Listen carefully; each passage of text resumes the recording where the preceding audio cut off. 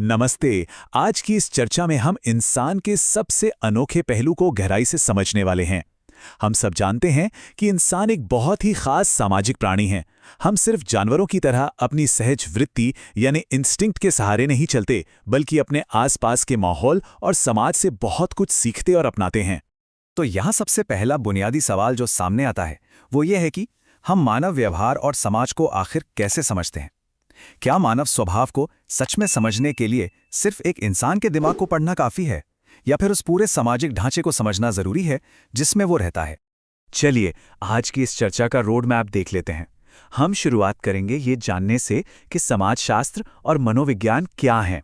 फिर हम इंस्टिंक्ट और लर्निंग के बीच का फर्क समझेंगे, सोशल साइकोलॉजी के विकास पर नजर डालेंगे और अंत में इसके दायरे और परिभाषाओं को देखेंगे। तो आइए सबसे पहले बात करते हैं कि समाजशास्त्र यानी सोशियोलॉजी क्या है। इस शब्द की नींव महान विचारक ऑगस्ट कॉम्टे ने रखी थी। उन्होंने इसे सामाजिक स्थायित्व और गतिशीलता में बांटा, और फिर एमिल दुर्खीम जैसे विचारक आए जिन्होंने इसे सामाजिक तथ्यों के वैज्ञानिक अध्ययन के तौर पर मजबूती से स्थापित किया। यहाँ जो बात सबसे ज्यादा हैरान करती है वो है इसका विशाल दायरा। ये सिर्फ एक इंसान की बात नहीं करता, ये हमारे रोजमर्रा के पारिवारिक रिश्तों से लेकर पूरी दुनिया के बड़े बड़े कम्युनिटी स्ट्रक्चर्स तक हर चीज का वैज्ञानिक अध्ययन करता है। खैर, अब समाज के इस बड़े मैक्रो नजरिए से थोड़ा जूम इन करते हैं और बात करते हैं कि मनोविज्ञान यानी साइकोलॉजी क्या है। ये शब्द असल में ग्रीक भाषा से आया है। साइकी, जिसका मतलब है आत्मा या मन, और लोगोस यानी अध्ययन। एक अलग विज्ञान के रूप में इसकी शुरुआत 1879 में हुई थी, जब विल्हेम वुंट ने अपनी पहली प्रयोगशाला स्थापित की थी। तो अहम बात यह है कि जहां सोशियोलॉजी पूरे समुदाय पर नजर रखती है, वहीं साइकोलॉजी का पूरा फोकस एक अकेले इंसान के दिमाग पर होता है, उसकी सोच, उसकी भावनाएं और उसका नजरिया। अब इन दोनों के बीच के फर्क को और गहराई से समझने के लिए हमें इंस्टिंक्ट और लर्निंग यानी सहज वृत्ति और सीखने की प्रक्रिया की तुलना करनी होगी। ये समझना बहुत जरूरी है कि इंसानों को सही ढंग से काम करने के लिए अंदर की मानसिक प्रक्रिया यानी साइकोलॉजी और बाहर के सामाजिक इनपुट यानी सोशियोलॉजी दोनों की ही जरूरत होती है। ये दोनों आपस में गहराई से जुड़े हैं। इसे ऐसे समझते हैं, एक तरफ पक्षी हैं जो अपने जेनेटिक्स की वजह से अपने आप घोंसला बनाना जानते हैं, उन्हें कुछ सीखना नहीं पड़ता। दूसरी तरफ हम इंसान हैं जो अपने समाज, संस्कृति और रीति रिवाजों से सब कुछ सीखते हैं। हम जन्म से ही सब कुछ लेकर नहीं आते, हम समाज से सीखते हैं।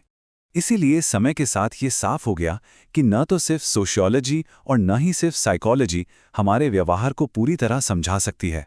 यहीं से शुरुआत हुई डेवलपमेंट ऑफ सोशल साइकोलॉजी की।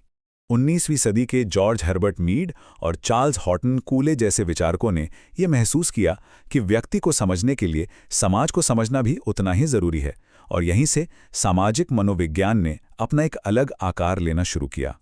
अगर हम इसके टाइमलाइन को देखें तो 1879 में विल्हेम वुंट की पहली लैब से लेकर 1897 में जेम्स मार्क बाल्डिन की किताब तक एक साफ सफर दिखाई देता है, और फिर 1908 में मैकडूगल और रॉस ने इस नए विज्ञान पर पहली किताबें पब्लिश करके एक बड़ा मील का पत्थर कायम किया। इस पूरी हिस्ट्री के बाद अब आते हैं अपने आखिरी हिस्से पर, डेफिनेशंस एंड स्कोप, यानी इसकी परिभाषाएं और इसका दायरा। 1954 में गॉर्डन ऑलपोर्ट ने इसकी बहुत ही शानदार परिभाषा दी थी।